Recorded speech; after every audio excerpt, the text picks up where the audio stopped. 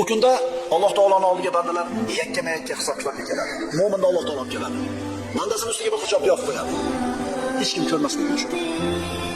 Alloh taolo boyagi bandani nomayomonini o'qiydi.